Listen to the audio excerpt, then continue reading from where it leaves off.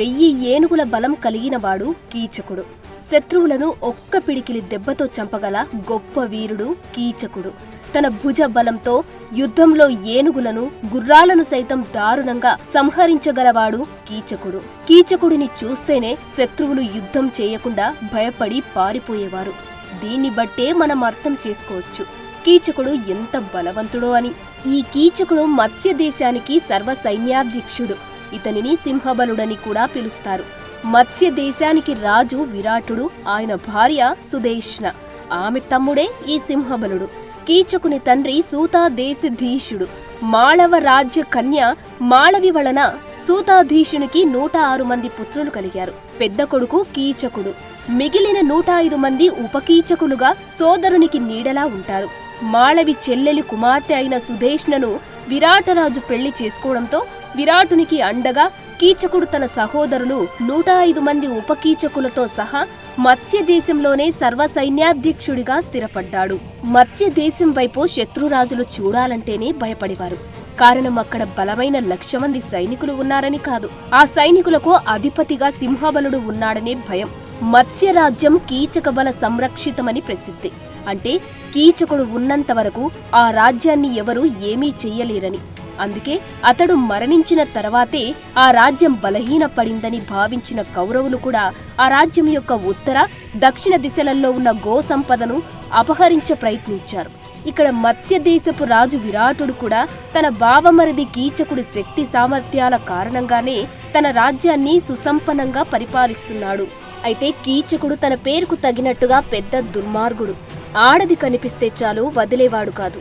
తన రాజ్యంలోనే ఎంతో మంది అందమైన కన్యలను ఎత్తుకొచ్చి రోజుకొకరు చొప్పున తన అంతఃపురంలోనే పడక గదిలో వారిని బలవంతంగా అనుభవించేవాడు. చివరకు పెళ్లైన అందమైన ఆడవారిని సైతం వదలకుండా తమ భర్తల ముందే మానభంగం చేసేవాడు. శత్రు రాజ్యాలపైకి యుద్ధానికి వెళ్లి అక్కడ రాజులను ఓడించి వారి రాజ్యాన్ని, ధన, కనక వస్తు వాహనాలను దోచుకున్నది చాలక వారి భార్యలను సైతం చెరబట్టేవాడు. ఆ మహారాణులను తన రాజ్యానికి ఎత్తుకువచ్చి తన ఉంపుడు గత్తెలుగా ఉంచుకునేవాడు. ఇతని అరాచకాలను భరించలేని రాజ్య ప్రజలు విరాటరాజుకి తమ గోడు చెప్పుకున్నా ఫలితం ఉండేది కాదు. కారణం విరాటుడు కూడా కీచకుడు అంటే భయపడేవాడు. కీచకుడి భుజబలం కారణంగానే తాను మత్స్య దేశానికి రాజుగా ఉన్నానని, ఒకవేళ కీచకుడు కనుక తలుచుకుంటే తనను చంపి తన సింహాసనాన్ని ఆక్రమించుకోగలడని విరాటుడికి బాగా తెలుసు. అందుకే కీచకుడి దుర్మార్గాల గురించి తనకు తెలిసినా తెలియనట్టు మిన్నకుండేవాడు. పాండవులు దుర్యోధనుడితో జరిగిన పాచికల ఆటలు ఓడిపోయి 12 ఏళ్లు అరణ్యవాసం, 1 సంవత్సరం అజ్ఞాతవాసం చేయాలనే షరతు ప్రకారం రాజ్యాన్ని వదులుకొని 12 ఏళ్లు అరణ్యవాసం విజయవంతంగా పూర్తి చేస్తారు. ఇక 1 సంవత్సరం అజ్ఞాతవాసం చేయాల్సి ఉంటుంది. ఈ అజ్ఞాతవాసం కాలంలో వారు తాము పాండవులమని తెలియకుండా రహస్యంగా జీవించాలి. వారిని కౌరవులు కాని వేరే ఎవరైనా గుర్తించినా వారు తిరిగి మరలా 12 ఏళ్లు అరణ్యవాసం, 1 సంవత్సరం అజ్ఞాతవాసం చేయాల్సి ఉంటుంది. అందుకే తమను ఎవరూ గుర్తించని రాజ్యం కోసం వెతికిన పాండవులు మొదట పాంచాల, మత్స్య, సాల్వ, విదేహ, బాహ్లిక, శూరసేన, కళింగ, మగధ దేశాలను పరిశీలించి చివరకు మత్స్య దేశమైతే తమకు అనుకూలంగా ఉంటుందని, అక్కడ తమను ఎవరూ గుర్తుపట్టరని భావించి విరాటుని కొలువులో ఎవరెవరు ఏ ఏ వేషాలతో చేరాలనే నిర్ణయం కోసం ఒక సమావేశాన్ని ఏర్పాటు చేసుకుంటారు.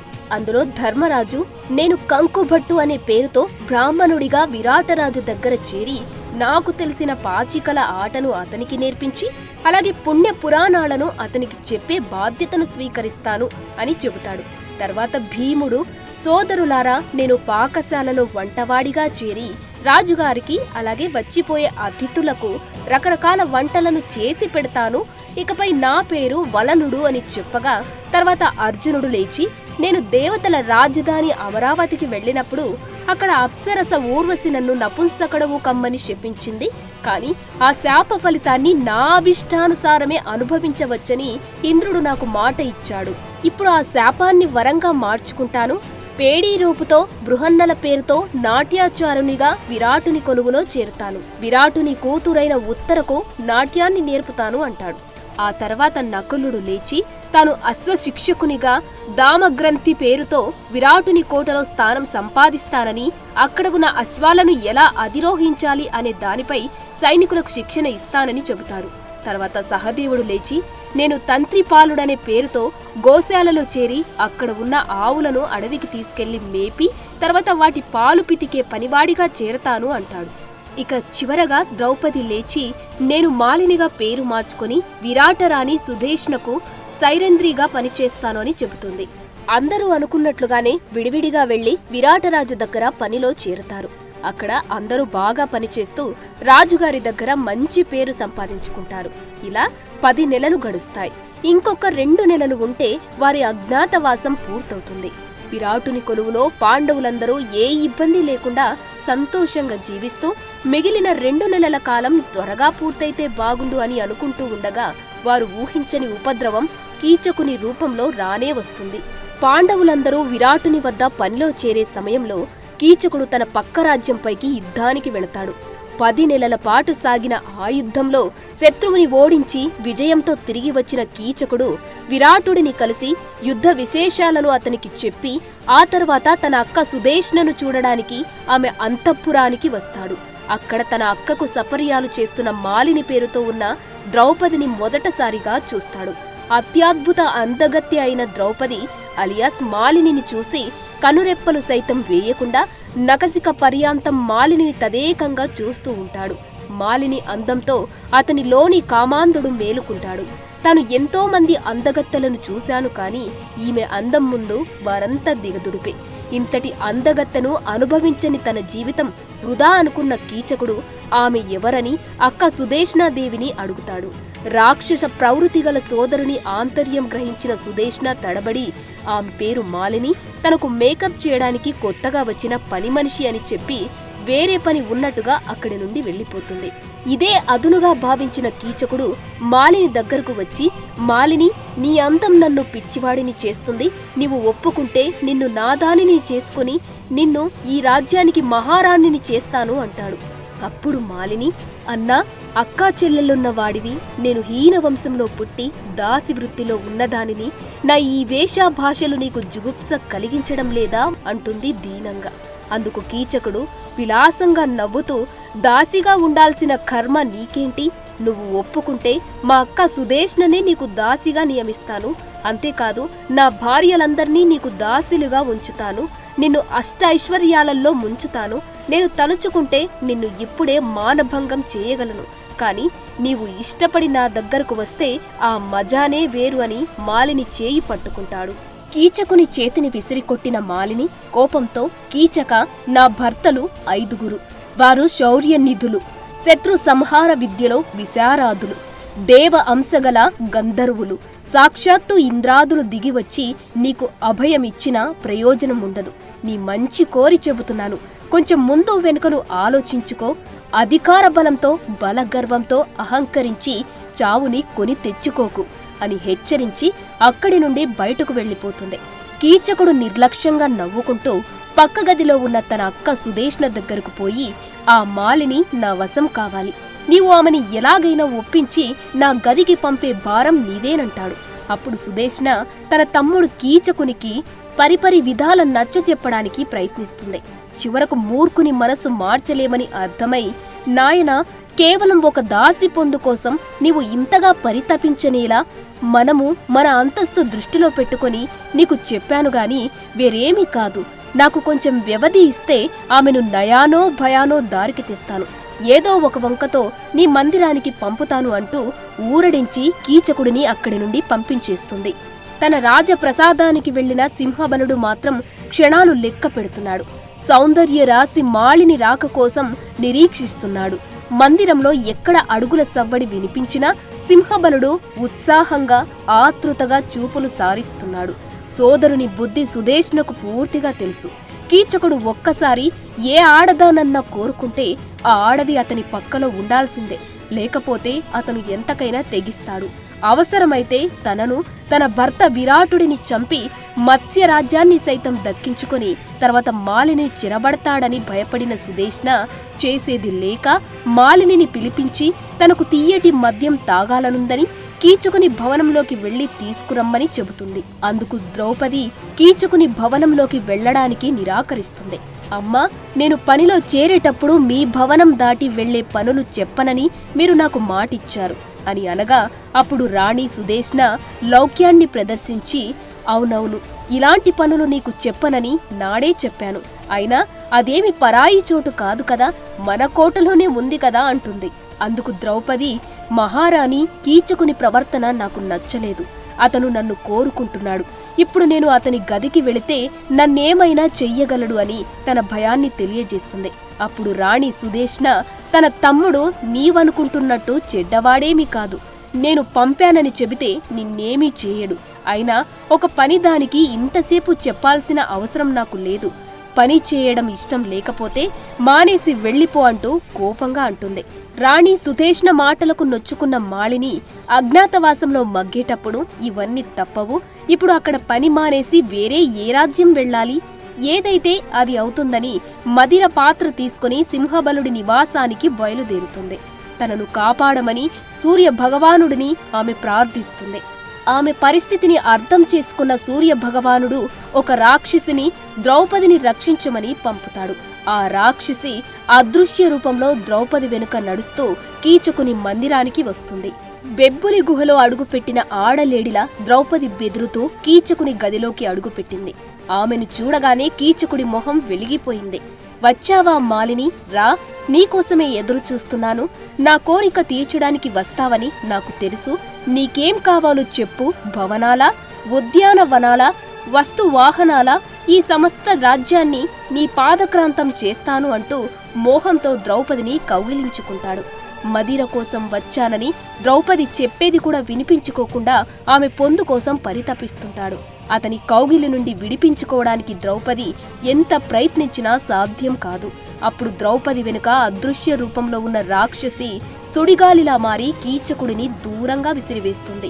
ఇదే అదునుగా భావించిన ద్రౌపది ఆ గది నుండి బయటకు వచ్చి రాణి సుదేష్ణ భవనం వైపు పరిగెడుతుంది. అయితే ద్రౌపది నెట్టివేయడంతోనే తాను క్రింద పడ్డానని భావించిన కీచకుడు ఒక దాసి తననే తిరస్కరిస్తుందా, దీనికెంత పొగరు అని అనుకుంటూ పరుగు పరుగున వచ్చి ద్రౌపది చీర పట్టి లాగుతాడు. తూలి క్రింద పడ్డ ద్రౌపదిని ఆక్రమించుకోవాలని ప్రయత్నిస్తాడు. అయితే అతని వెనుకే వచ్చిన అదృశ్య రాక్షసి అతన్ని ద్రౌపది పైనుండి లాగి దూరంగా పడవేస్తుంది. అయితే తాను నెట్టడంతోనే కీచకుడు దూరంగా పడ్డాడని భావించిన ద్రౌపది పైకి లేచి సభామందిరం వైపు పరుగు తీస్తుంది. అదే సమయంలో విరాటరాజు సభలో కొలువుదీరి ఉంటాడు. అతని పక్కన ధర్మరాజు, భీముడు, మంత్రులు సహా అనేక మంది రాజ్య ప్రజలు సభలో ఉంటారు. అయితే కింద పడ్డ కీచకుడు మరలా పైకి లేచి పరిగెడుతున్న ద్రౌపదిని అందుకుని ఆమె జుట్టు పట్టుకుని కింద పడవేసి ఈడ్చుకుంటూ సభలోకి లాక్కు వస్తాడు. ద్రౌపదిని బూతులు తిడుతూ తన కాళ్లతో ఆమె పొట్టలో తంతాడు. మాలినికి జరుగుతున్న ఆ ఘోర అవమానాన్ని చూస్తున్న సభలోని వారెవ్వరూ కీచకుడికి భయపడి ఏం జరిగింది అని కూడా ప్రశ్నించలేక మౌనంగా చూస్తూ ఉండిపోతారు. ఆ దృశ్యాన్ని చూసిన భీముడు కోపంతో కీచకుడిని చంపడానికి పైకి లేవబోగా అది గమనించిన ధర్మరాజు, ఇప్పుడు నీవు ఏమీ చెయ్యకు అన్నట్టుగా చూస్తాడు. ధర్మరాజు చేసిన సైగతో భీముడు తన కోపాన్ని దిగమింగుకొని మౌనంగా చూస్తూ ఉంటాడు. ద్రౌపదిని తన కాళ్లతో తంతు, రేపటికల్లా నీవు మనసు మార్చుకొని నా గదికి రాకపోయావో నీ ప్రాణం తీస్తా అంటూ బూతులు తిడుతూ సభలో నుండి బయటకు వెళ్లిపోతాడు కీచకుడు. తనకు జరిగిన ఈ ఘోర అవమానాన్ని చూసి కూడా మౌనంగా ఉన్న ధర్మరాజు భీముడిని ఏహ్యభావంతో చూసిన ద్రౌపది కంటనీరు కారుస్తూ విరాటరాజుతో, మత్స్యదేశాధిపతి ధర్మాధర్మ విచక్షణ గలవారంటారు. ఏలినవారు సైతం కీచకుని ఆకృత్యాన్ని చూసి ఆపలేకపోవడం నా దురదృష్టం. సభలో ఇందరు పెద్దలున్నారు. ఏ ఒక్కరికైనా కీచకుని దుశ్చర్య ఏవగింపు కలిగించలేదా? ఈ రాజ్యంలో సాధారణ స్త్రీలకు రక్షణ లేదా? నా గంధర్వ పతులు 5 ధర్మవేత్తలు, దుష్ట శిక్షణలో శిష్ట రక్షణలో ఆరితేరిన శూరులు, పరాక్రమంలో శస్త్రాస్త్ర సంపదలో వారికి వారే సాటి. నాకు జరిగిన ఘోర పరాభవానికి నా భర్తలు తప్పక కీచకుని శిక్షిస్తారు అంటూ నిందిస్తుంది. ఒక సాధారణ దాసి నిండు కొలువులో రాజుని నిర్భీతిగా నిలదీసిన విరాటుడు ఆగ్రహించలేదు. మాలిని స్థితికి జాలిపడ్డాడు. తాను నిస్సహాయుడు. కీచకుడిని ఎదిరించే ధైర్యం తనకు లేదు అని మనసులో విరాటుడు మదనపడసాగాడు. సభలో ఉన్నవారంతా పెదవి విప్పి పరుషంగా మాట్లాడే ధైర్యం రాజుకే లేకపోతే మనమేం మాట్లాడగలమని అందరూ మౌనంగా ఉండిపోయారు. అప్పుడు ధర్మరాజు, సాధ్వీమణి, మహారాజుతో పాటు సభాసదులందరూ నీకు జరిగిన అవమానానికి చింతిస్తున్నారు. ఇక ఎక్కువగా తర్కించడం వల్ల ప్రయోజనం ఏముంది? రాణిగారి మందిరానికి వెళ్లి ఊరట చెందడం మంచిది. నీ గంధర్వపతులు విశ్వాన్నే జయించగల సమర్థులని చెబుతున్నావు. వారికి చేతనైతే కీచకునికి బుద్ధి చెప్పమని అని చెప్పగా సభ నుండి విషణ్ణ వదనంతో దుఃఖిస్తూ తలదించుకుని సుదేష్ణాదేవి మందిరానికి వెళుతుంది ద్రౌపది. అయితే రాణి సుదేష్ణాదేవి మహాగడసరి. మాలిని, ఏమైంది? నీ ముఖం అట్లా ఉందేంటి? జుట్టు రేగిందెందుకు? దుస్తుల నిండా మట్టి మరకలు పడ్డాయే అని ఏమీ తెలియనట్టే అడుగుతుంది. అందుకు ద్రౌపది, ఇది ఎంతటి నంగనాచి! బలవంతంగా కీచకుని మందిరానికి పంపి ఇప్పుడు ఏమీ తెలియనట్టు యోగక్షేమాలు అడుగుతోంది. రాజ్యాధికారం చేతిలో ఉంటే ఏది చేసినా చెల్లుతుంది కాబోలు అని మనసులో అనుకొని తన నివాసానికి వెళ్లి విధిని నిందిస్తూ ద్రౌపది జరగవలసిన దాని గురించి ఆలోచించసాగింది. కీచకుడి పీచమనచగల సమర్థుడు భీముడు ఒక్కడే అని తీర్మానించుకుని అర్ధరాత్రి దాటిన తర్వాత పాకశాలకు వెళ్లి భీముడిని కలుస్తుంది. ఏడుస్తున్న ద్రౌపదిని దగ్గరకు తీసుకున్న భీముడు ఆమెను ఊరడిస్తాడు. ద్రౌపది, బాధపడకు, కాలం కలిసి రానప్పుడు ఎంతటి వారికైనా కష్టాలు తప్పవు. కీచకుడిని సంహరించడం నాకు పెద్ద పని కాదు. నువ్వు సింహబలుడి కోరికను అంగీకరించినట్టు నటించి వాడిని మచ్చిక చేసుకుని నర్తనశాలకు అర్ధరాత్రి వేళ ఒంటరిగా రమ్మను. వాడిని మట్టుపెట్టి నీ పగను చల్లారుస్తాను. అజ్ఞాతవాసంలో ఉన్న మనకు ఇంతకంటే మరొక మార్గం లేదు అంటూ ఆమె కన్నీరు తుడిచాడు. భీముని మాటలకు ఆమె ముఖం విప్పారింది. సంతోషంతో అక్కడి నుండి తన నివాసానికి వెళుతుంది. తెల్లవారగానే కీచకుడు సుదేష్ణాదేవి మందిరానికి వచ్చి అక్కడ ఉన్న మాలినిని చూసి నవ్వుతూ పలకరిస్తాడు. నిన్న నేను నీ పట్ల ప్రవర్తించిన తీరుకు సిగ్గుపడుతున్నానని నీవు ఒప్పుకుంటే నీ జీవితమంతా తిన్నా తరగని ధనరాశులతో నిన్ను ముంచేస్తానని ఇలా రకరకాలుగా ప్రలోభాలు పెట్టసాగాడు. మాలిని బలవంతంగా కోపాన్ని దిగమింగుకుని బలవంతంగా పెదవులపైకి చిరునవ్వు తెచ్చుకుని, సింహబల, మీ మగవారెప్పుడూ ఇంతే. మీ ఆత్రమే గాని ఎదుటివారి మనసు పసికట్టరు. నా వంటి మగువలెప్పుడూ వెంటనే బయటపడరు. కనీసం నాకు ఆలోచించుకునే సమయం కూడా ఇవ్వకుండా నిన్న నన్ను బలవంతం చేశావు. ఇలాంటి విషయాలు రహస్యంగా జరగాలి. వెనుక ముందు ఆలోచించకుండా 10 మందిలో నన్ను అల్లరి పెట్టావు అని నిష్ఠూరంగా అంటుంది. మాలిని మాటలకు ఆనందంతో కీచకునికి మతి భ్రమించినట్టయింది. పూర్తిగా ఆమెకు వశుడై, నిన్న జరిగిన దానికి నేను చింతిస్తున్నాను మాలిని. ఇక నుండి నీవు నా పట్టపు రాణివి. నిన్ను పువ్వుల్లో పెట్టి చూసుకుంటానంటూ మాలిని చేయి పట్టుకోబోతాడు. అయితే మాలిని దూరం జరిగి, ఇక్కడ మనల్ని ఎవరైనా చూస్తారు? నర్తనశాల మనకు అన్ని విధాల అనువైన చోటు. ఈరోజు రాత్రి నాట్యశాలకు ఒంటరిగా రా అంటూ సిగ్గులొలకబోస్తోంది. దాంతో కీచకుడు ఆనంద పార్యవస్యంతో మెలికలు తిరిగిపోయాడు. సుందరి, నన్ను కరుణించావు. నా జన్మ ధన్యమైంది. నీ ఆజ్ఞ శిరసా వహించి నీ అడుగులకు మడుగులొత్తుతాను. నేటి రాత్రి నర్తనశాలలో నిలువెల్లా కనులు చేసుకుని నీ రాకకై నిరీక్షిస్తాను. మరి నువ్వు మాట తప్పకూడదు సుమా అన్నాడు లాలనగా. మాలిని విలాసంగా నవ్వి, నీ మీద ఆనా, తప్పక వస్తాను. ఇక్కడ మనం ఎక్కువసేపు ముచ్చట్లాడడం మంచిది కాదు అంటూ అక్కడి నుండి కదిలి పాకశాల వైపు వెళుతుంది. జరిగినదంతా పూసగుచ్చినట్టు భీముడికి వివరించింది మాలిని. భీముడు రాత్రికి కీచకుడిని ఎలా చంపాలో ఆలోచించి ఒక ప్లాన్ రెడీ చేసుకున్నాడు. ఇక్కడ సింహబలునికి క్షణమొక యుగంలా గడుస్తోంది. మాలిని అందాన్ని తలుచుకుంటూ అన్నపానీయాలు మరిచిపోయాడు. చివరకు సూర్యాస్తమయం అయ్యింది. కోట వీధులల్లో సందడి సద్దుమణిగింది. ద్రౌపది సంకేతాన్ని అందుకుని భీమసేనుడు బయలుదేరాడు. వారిద్దరూ చిమ్మ చీకటిలో నర్తనశాలకు చేరారు. అక్కడ మధ్యలో ఒక పాన్పు కనిపించింది.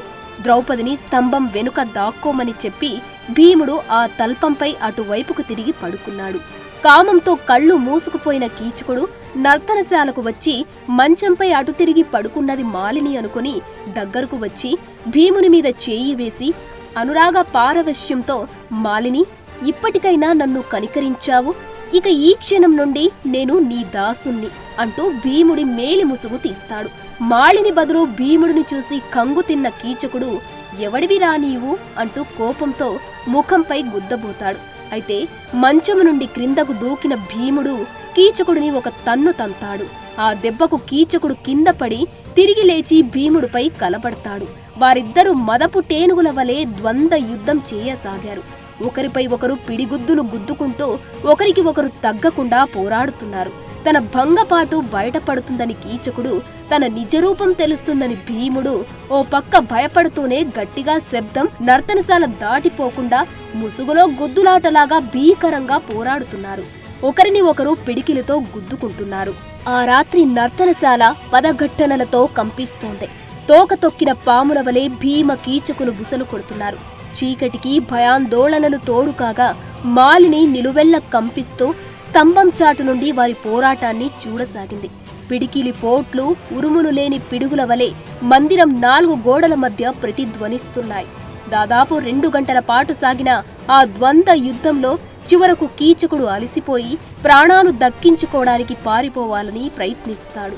దాన్ని పసిగట్టిన భీముడు సింహంలా లంఘించి ఓ చేత్తో కీచకుడి గొంతు పట్టుకుని మరొక చేత్తో వాడి ముఖంపై దారుణంగా పిడిగుద్దులు గుద్దుతాడు. ఆ దెబ్బను తట్టుకోలేక ఊపిరి ఆడక ముఖమంతా రక్తం కారుతూ కీచకుడు విలవిలా తన్నుకొని దారుణంగా ప్రాణాలు వదులుతాడు. అయినా కోపం చల్లారని భీముడు వాడి కాళ్ళు చేతులు విరిచి పూనకంతో ఊగిపోతూ కాలితో కీచకుడి మృతదేహాన్ని ఇష్టానుసారం తంతూ వాడి దేహాన్ని నేలపై పదే పదే కొట్టి పరోటా పిండి పిసికినట్టుగా చేతులతో దారుణంగా కొడుతూ కీచకుడి దేహాన్ని ఒక మాంసపు ముద్దలా చేస్తాడు. స్తంభం చాటు నుండి బయటకు వచ్చిన ద్రౌపది మాంసపు ముద్దలా పడి ఉన్న కీచకుడి కళేబర ఆకృతిని చూసి నోట మాట రాక ఆశ్చర్యంగా చూస్తుంది. అప్పుడు భీముడు, దేవి చూశావుగా వీడికి ఏ గతి పట్టిందో, నీ మనసులో రగులుతున్న రోషాజ్వాలలను చల్లార్చుకో, మన జోలికి ఎవడు వచ్చినా వాడికి ఇదే గతి పడుతుంది అని అంటాడు. అప్పుడు ద్రౌపది, మహావీర, నాడు విరాటుని కొనువులో నీకు వచ్చిన ఆగ్రహాన్ని ఎంతగా అణిచిపెట్టుకున్నావో నాకిప్పుడు అర్థమైంది. అంతటి మహాబలుడిని నిరాయుధుడవై ఒంటరిగా మట్టు పెట్టావు. నీ శక్తి సామర్థ్యాలు చాలా గొప్పవి అని భీముడిని మెచ్చుకొని మనసారా కౌగిలించుకుంటుంది. ఇక నేను ఇక్కడ ఉండడం క్షేమం కాదంటూ భీముడు పాకశాలకు వెళ్ళిపోతాడు. ఆ తర్వాత మాలిని నర్తనశాల ప్రాంగణంలోకి వచ్చి, నా గంధర్వపతులు సింహబలుడిని సంహరించారు, రండి వచ్చి వీడి దుస్థితిని కళ్ళారా చూడండి అంటూ గొంతెత్తి బిగ్గరగా అరుస్తుంది. ఆ నిశ్శబ్ద వాతావరణంలో ఆమె కేకలు నగరమంతా ప్రతిధ్వనించాయి. కేకలు విన్న రాజభటులు పెద్ద పెద్ద దివిటీలతో నర్తనశాలకు చేరారు. కీచకుని తమ్ముళ్లైన ఉపకీచకులు కొందరు ఆతృతగా పరుగు పరుగున నిద్ర ముఖాలతో వచ్చారు. అక్కడ తమ అగ్రజుణ్ణి ఆకృతి చూసి నిశ్చేష్టులయ్యారు. ఆ మాంసపు ముద్దపై పడి గొంతెత్తి విలపించారు. రాజబంధువులు, రాజాధికారులు కీచకుని దుస్థితిని చూసి నిర్ఘాంతపోయారు. వారికి నోట మాట రాలేదు. కీచకుడిని ఇలా దారుణంగా చంపినవారు మనుషులు మాత్రం కాదు, ఖచ్చితంగా వారు గంధర్వులే అయి ఉంటారని వచ్చిన వారంతా నిర్ధారించుకున్నారు. ఇన్నాళ్ళు మాలిని చెప్పేది నమ్మకుండా తప్పు చేశాము. ఇక మాలిని జోలికి వెళితే ఎలాంటి చావు వస్తుందో తెలిసిన ప్రజలు ఆమెతో జాగ్రత్తగా ఉండాలని నిశ్చయించుకుంటారు. మహారాజు విరాటుడు, రాణి సుదేశనాదేవి వచ్చి ఆ దృశ్యాన్ని చూసి నివ్వెరపోతారు. ఎంత విలపించినా పోయినవాడు రాడు కదా, చేయాల్సిన కర్మకాండల సంగతి చూడండి అని ఉపకీచకులను ఓదార్చి అంతఃపురానికి వెళ్లిపోతారు. కీచకుడి దహన కార్యక్రమాలకు సిద్ధమవుతున్న ఉపకీచకులకు దూరంగా మాలిని కనిపిస్తుంది.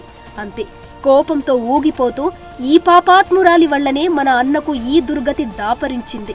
సహగమనమే మన సోదరుని ఆత్మకు శాంతి కలిగించగలదు. ఆమె పెడరెక్కలు విరిచి కట్టండి, సజీవంగా మాలినిని చితిపైకి ఎక్కించి బూడిద చెయ్యాలి అంటూ ఉపకీచకులు మాలినిని ఈడ్చుకు వస్తారు. అనరాని మాటలు అంటారు. అక్కడ చేరిన వారంతా వారికి భయపడుతూ చోద్యం చూస్తున్నారు. మాలినిని కీచక మాంసపు ముద్దపై వేసి తాళ్లతో కట్టారు ఉపకీచకులు.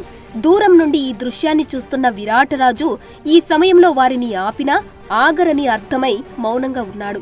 అతని పక్కనున్న ధర్మరాజు కంగారు పడుతూ వడివడిగా పాకశాలను చేరి భీముడికి ద్రౌపదిని కాపాడమని చెబుతాడు. నర్తనశాల ప్రాంగణం నుంచి శవశకటం శ్మశానం వైపు బయలుదేరుతుంది. ఉపకీచకులు, వారి బంధువులు శకటం వెంట నడుస్తున్నారు. మాలిని ఏడుస్తూ కొట్టుమిట్టాడుతుంది. ఒక్కసారిగా గొంతెత్తి, జయ, జయంత, విజయ, జయత్సేన, జయద్బల చూడండి, నన్ను ప్రాణాలతోనే ప్రేత భూమికి తీసుకువెళుతున్నారు. ఎందరినో కటాక్షించి రక్షించిన మీరు నా పట్ల ఎందుకు ఉపేక్ష చూపుతున్నారు? శౌర్యసింహలు, సర్వసమర్థులు, ఉదార స్వభావులు మీరు. గంధర్వ ప్రాణేశ్వరులారా, నేను బొగ్గి కాక మునుపే నన్ను కాపాడండి అంటూ ద్రౌపది ఆక్రందనలు చేసింది. పాకశాలలో ఉన్న భీముడు ద్రౌపది దుస్థితి చూసి కోపంతో పళ్ళు పటపటా కొరుకుతూ కోటగోడను దూకి అడ్డదారిలో పరుగెత్తి శ్మశానానికి చేరుకుని కీచకుడి మృత కళేభరంతో ద్రౌపదిని తెస్తున్న వాహనానికి అడ్డుగా నిలుస్తాడు. మహాకాయుడైన భీముడిని చూసి ఉపకీచకులు వీడు బహుశా మాలిని గంధర్వ పతులలో ఒకడే ఉంటాడని భావించి 105 మంది ఉపకీచకులు కోపంతో అరుస్తూ భీముడిపైకి దూసుకువస్తారు. భీముడు ఒక పెద్ద తాటి చెట్టును పెకిలించి దాన్ని చేత్తో పట్టుకుని దొరికిన వాడిని దొరికినట్టుగా ఉపకీచకులను బాధసాగాడు. ఆ దెబ్బలు తట్టుకోలేక కొంతమంది ప్రాణాలు విడుస్తారు. మిగిలిన వారు హాహాకారాలు చేస్తూ తలొక దిక్కుకు పరిగెత్తసాగారు. కొందరు నగరం వైపు పరుగు తీశారు. ఇంకొందరు పొదలల్లో దాక్కున్నారు. ప్రాణభీతితో మరికొందరు చెట్లెక్కి కూర్చున్నారు. దగ్గరలో ఉన్న చెరువులో కొందరు తలదాచుకున్నారు. భీముడు ఆ మహావృక్షాన్ని గరిట తిప్పినంత అలవోకగా తిప్పుతూ దొరికిన వారిని దొరికినట్టు చావబాదసాగాడు. ఎవ్వర్నీ వదిలిపెట్టకుండా వెతికి తరిమి ఉపకీచకులను దారుణంగా సంహరిస్తాడు. తరువాత ద్రౌపది కట్లు విప్పి, నువ్వు వెంటనే సుదేశనాదేవి మందిరానికి వెళ్ళు అని చెప్పి తాను వచ్చిన అడ్డదారిలో వేగంగా పరిగెత్తి పాకశాలను చేరుకుంటాడు భీముడు. కీచకుని సహోదరులందరూ ఘోరంగా చనిపోయారని తెలుసుకున్న విరాటుడు బాధపడతాడు. సర్వ వినాశనానికి తానే కారణమని తెలుసుకున్న సుదేశనాదేవి తీవ్రంగా దుఃఖిస్తుంది. సో ఈ విధంగా మహాబలశాలి అయిన కీచకుడు తన 105 మంది సోదరులందరితో భీముడి చేతిలో దారుణంగా చనిపోయారు. అయితే కీచకుడి మరణానికి సంబంధించి మరొక కథనం కూడా ప్రచారంలో ఉంది. భీముడు, బకాసురుడు, కీచకుడు, జరాసంధుడు, దుర్యోధనుడు ఈ 5గురు ఒకే నక్షత్రంలో జన్మిస్తారు. వీరి జాతకాల ప్రకారం వీరిలో ఎవరు ముందుగా మరొకరి చేతిలో హతమవుతారో మిగిలిన 3 కూడా వారి చేతిలోనే మరణిస్తారు. ఈ క్రమంగా ఏకచక్రాపురంలో పాండవులు నివసిస్తున్న సమయంలో అంతగా తెలివిలేని బకాసురుడు ముందుగా భీముని చేతిలో చనిపోయేలా చేస్తాడు శ్రీకృష్ణుడు. దీంతో మిగిలిన 3 కూడా భీముని చేతిలోనే మరణించవలసిన ఆవశ్యకత ఏర్పడింది. తర్వాత వనవాస కాలంలో జరాసంధుడిని భీముడే చంపేస్తాడు. ఇప్పుడు కీచకుడిని, ఆ తర్వాత మహాభారత యుద్ధంలో దుర్యోధనుడిని కూడా భీముడే సంహరిస్తాడు. అదే విధి, అదే జరిగింది. For more videos like this, subscribe Big TV channel.